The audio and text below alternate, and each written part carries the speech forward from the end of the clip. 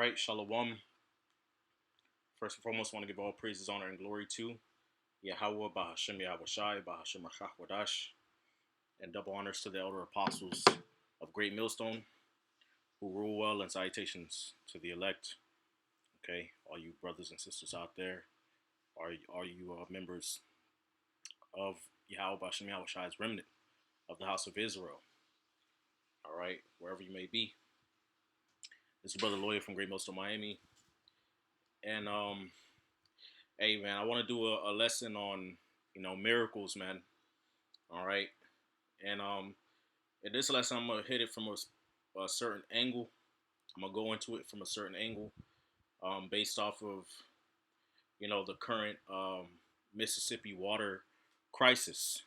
Okay, in Jackson, Mississippi, as it's been being told in the recent news, the people who live in Jackson, Mississippi, don't have access to clean water. All right, they turn on their water faucets and contaminated, dirty water comes out. Okay, so they're not able to shower, cook, oftentimes, have access to clean, so-called clean water, through the pipes and faucets that run through their house. So they've been having to get water from Esau's distribution stores, such as the local grocery stores, Walmart, and stuff like that. Um, and so that's what's going on over there. All right, and we know it's all, of course, set up by Yahweh Bashem Shai through Esau. Okay, all right, we know that Esau sets these things up to put hell on our people. All right, and to have our people run to him for help. Okay, but with all of that being said, as I was thinking about recently, as I was thinking about this whole water crisis situation, the Spirit kind of led me to think about different instances in the scriptures where our people were in situations where the water that they had access to was contaminated. Okay, all right, and that's why I say this lesson is going to be about miracles from this angle, because we read in the scriptures during the time of Moses and even during the time of Elisha, where our people were in an area where the water was contaminated, and the Lord used prophets, okay, men of the Lord, to purify the water so that they could drink. Okay, all right, and just other scenarios as well.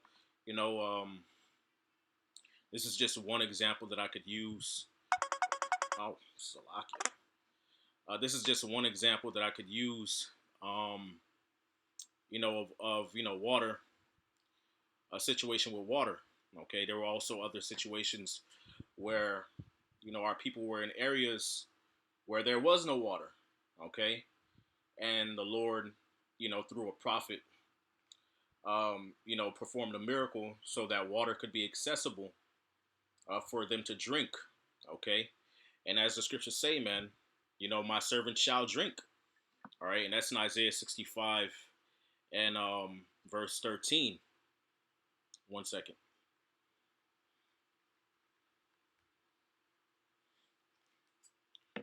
All right, Isaiah 65 and 13, it says, "Therefore thus saith the Lord God, behold, my servant shall eat, but ye shall be hungry. Behold, my servant shall drink, but ye shall be thirsty. Behold, my servant shall rejoice, but ye shall be ashamed."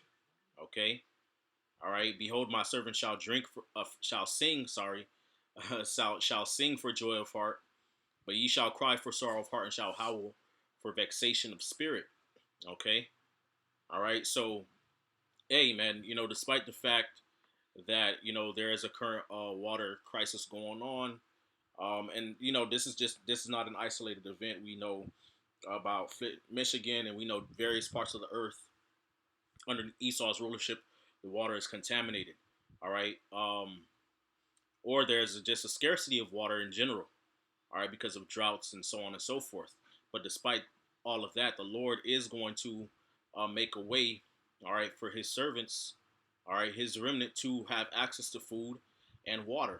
Okay, and to be joyous in the times of trouble. Okay, matter of fact, the brothers in Mississippi, in Jackson, Mississippi, which I'm not sure if all the brothers are actually, live in Jackson, but the brothers in Mississippi have been, according to the report that they've given, and as we see them out still being diligent, they're doing just fine in the midst of all of this. Okay, all right, but again, you know, as times get rougher and you have more situations like this pop up, whether it be just a lack of water or polluted water, the Lord's going to have scenarios such as what we read about in Exodus chapter 15, okay, and 22, okay, all right, manifest, okay, through the men of the Lord. Okay, matter of fact, let me go to Romans chapter 15 and 4. It says, for whatsoever things are written aforetime were written for our learning, that we through patience and comforts of the scriptures might have hope. Okay, so everything we read about in the scriptures from the past, all right, they're written there for us to learn from. Okay, all right, to draw lessons from, and so for us to be comforted and have expectation and hope in future times. Okay, and hard times, actually. All right, the scriptures tell us about perilous times, how they shall come. Okay, harsh, savage, okay, hard to undertake. Okay, those types of times are coming to the earth. And matter of fact, not that they are coming, they are here. Okay, so we read about scriptures and scenarios in the scriptures such as Exodus chapter 15. All right, and we can relate that to the times that we're living in now. All right, where there's a lack of water or where the water is contaminated, and we can have hope that the Lord will provide a miracle.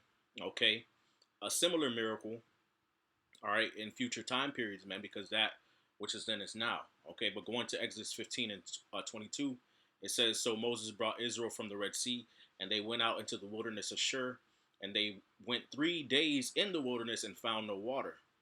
And when they came to Marah, they could not drink the waters of Marah, for they were bitter. Okay, so the waters were bitter. They were, probably dirty, contaminated, polluted, whatever, however you want to say it. Okay, all right, they were not drinkable. Okay, therefore is the name of it called Marah, which Marah means bitter. And the people murmured against Moses, saying, what shall we drink? And he cried unto the Lord, and the Lord shewed him a tree.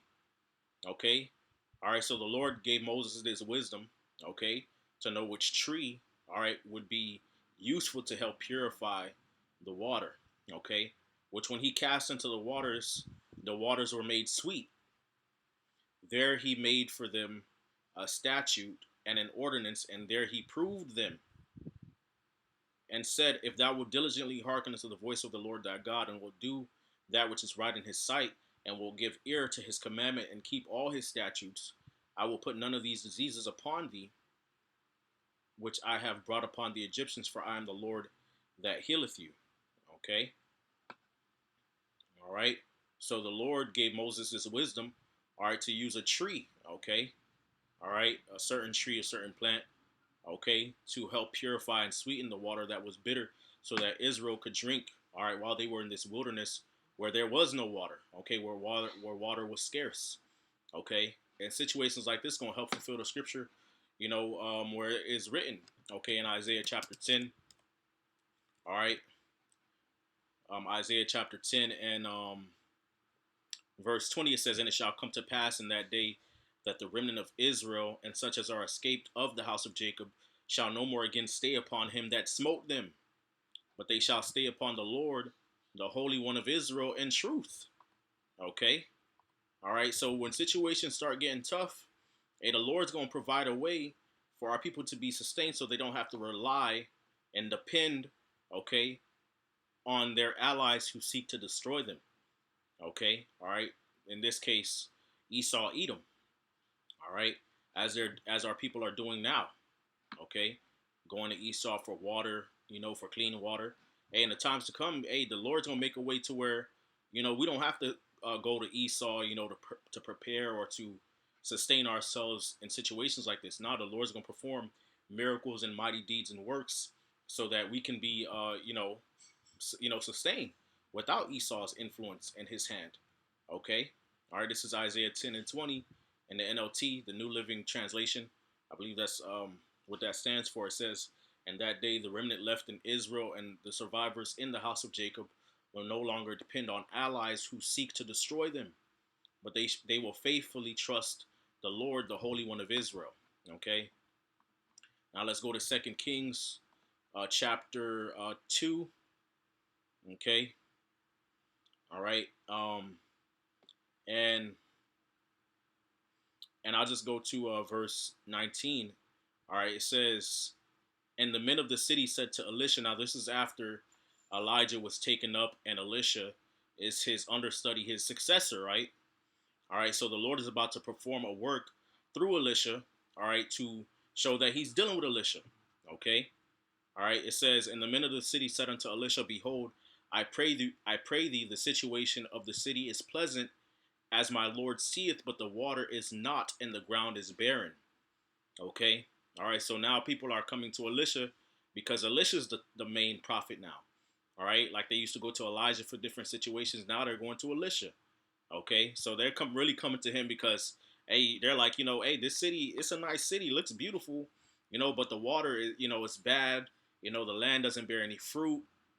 You know, you know, uh, how would I say, hey, work, work a miracle or something, help us out. You know how Jake is. And in verse 20 it says, "And he said, Bring me a cruse and put salt therein, and they brought it to him. And he went forth unto the springs of the waters, and cast the salt therein, and said, Thus saith the Lord, I have healed these waters. There shall not be from thence any more death or barren in the land." So the waters were healed unto this day, according to the saying of Elisha, which he spake.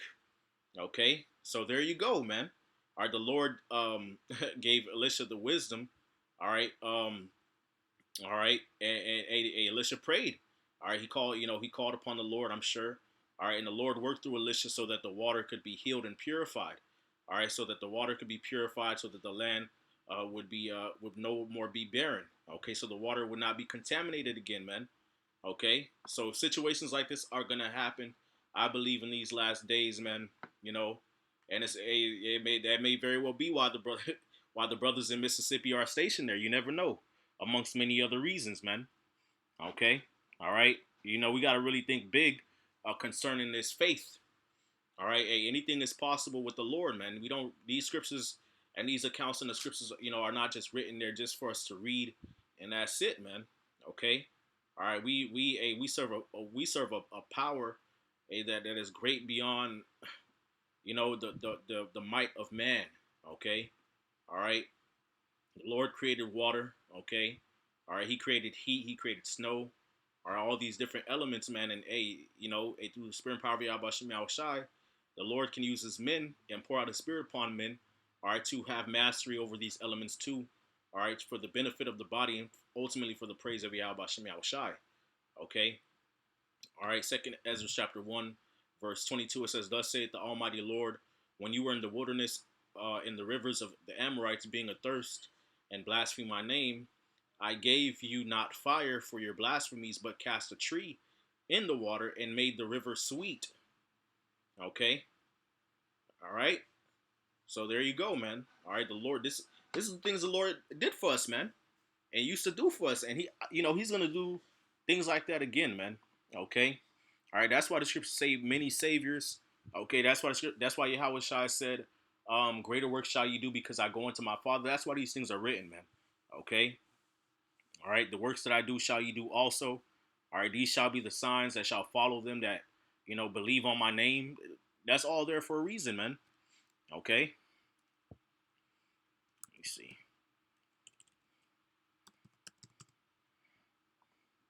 So I can find that precept.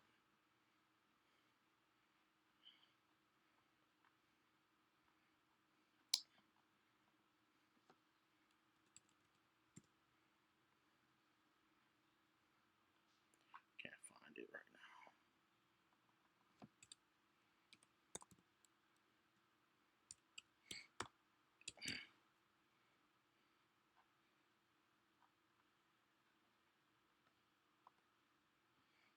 Ecclesiastes chapter 3, verse 15, it says, "That which hath been is now, and that which is to be hath already been, and God required that which is past." Okay. I'm gonna close out with this, Matthew chapter 6, verse 19. All right, it says, "And I will give unto thee the kingdom of heaven, and whatsoever thou shalt bind on earth shall be bound in heaven, and whatsoever thou shalt loose on earth shall be loosed in heaven." Okay. All right. Now, Yahushua spoke this unto Peter. Okay. All right. Which we believe that Peter is King David and the reincarnation. Okay, all right, and the scriptures talk about the house of David, the tabernacle of David, David being risen up. Okay, all right, and the prophets have a certain favor with the Lord. Okay, Lord, Yahweh Shai said, "Whatsoever ye shall ask in my name, that will I do, man. If you abide in me and my words abide in you, ye shall ask what ye will, and it shall be done unto you." Okay, all right.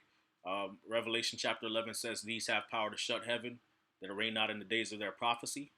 Okay, all right. So you're gonna have situations where, yes, the Lord's gonna give brothers spiritual power to bring plagues upon the earth or plagues upon people. Okay, and in other cases, the Lord's going to have it to where the brothers pray to remove plagues off of people. And again, scriptures, there's plenty of scriptures plenty of scriptures on that. Okay, all right. For example, you got Moses in the Exodus. All right, the Exodus story where the Lord had used him to bring forth plagues upon Egypt, and then he prayed, and the plagues were taken away. Okay, so all of that being said, man, hey, Lord willing, this video was edifying, man. Just wanted to put that out there, man. It's been on my spirit for a minute to hop into this lesson. I just been a bit under the weather, but hey, call Loyim Laya Bashim Shai, Bahashim Dash. Regardless, man, the Lord is going to do mighty works in these last days, man. Okay, all right. So I just wanted to put that spirit out there, man. Think big, man. Think big, Yasharala. All right, nothing's impossible with the Lord. Hey, and Shalom, Yabashim Shai, Bashim Kakarash Barakatham. Call Loyim Laya Bashim Shai. Double honors to the elder apostles, great millstone, and salutations to the elect. Kwame Ashrala and above the ball.